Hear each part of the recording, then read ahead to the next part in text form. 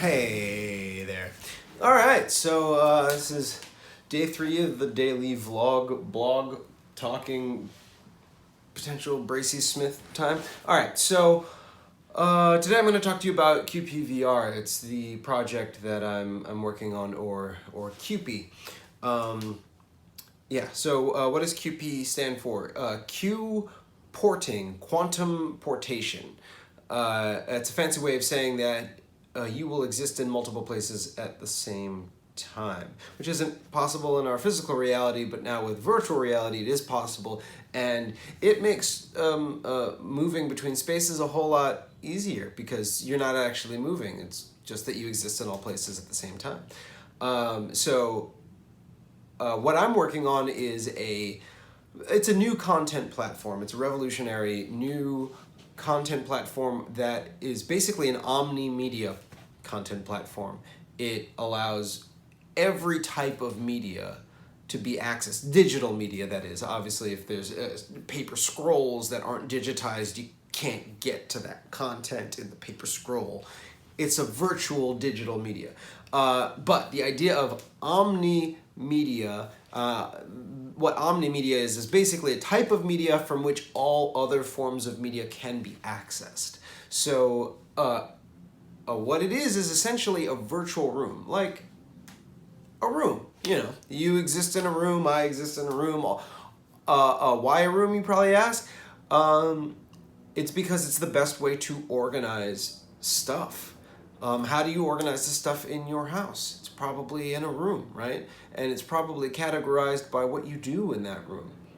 So I'm taking that exact same concept and applying it to rooms, essentially an infinite hallway of rooms, only you don't see the hallway, you only see the rooms. And what you're doing, instead of going out a door, walking down the hall, and then going in another door, you're actually just kind of peeling back the veil of reality around you. So you're in one room and then you kind of just like parallel step into another room. Or actually transitions are going to be a kind of a highlight of the platform. See, we're used to really good edits in film.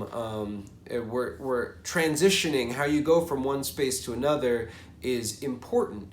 So it is the whole point of the platform isn't just about the rooms, it's more about the journey than it is the destination, considering that there is no final destination that you're going to inside Q-porting. Just like YouTube, when you're going to a video, the video is a destination along a longer journey, and so we don't really think about it so much when we're in the internet, going through the internet, going from one website to the next.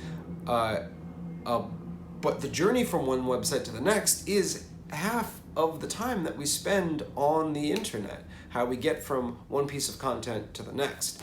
The same thing with our mobile devices. We are in YouTube on our application, and then we step out, we go to Facebook, and we step out, we go to Instagram, we go to TikTok. All these things, the journey is being lost, and what we end up doing is trying to reduce the amount of time between one application to a next. But what I'm trying to do is not just reduce the time, but make the time that we do have to spend really enjoyable. In fact, magical.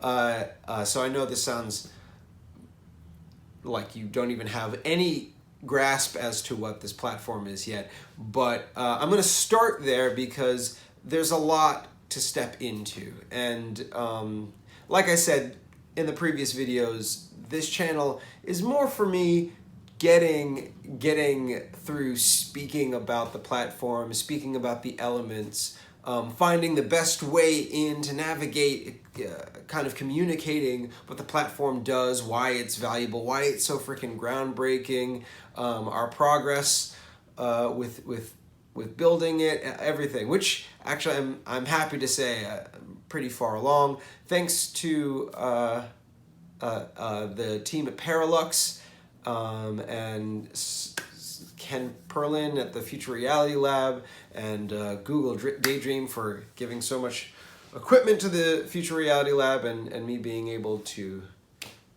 develop with that. It's we've been able to build a local network version of this platform that we're going to be using to test out in small groups this summer. Actually, in a couple of weeks. I gotta get on that. So this is the first step into talking about what qpvr is, Q-porting, quantum portation.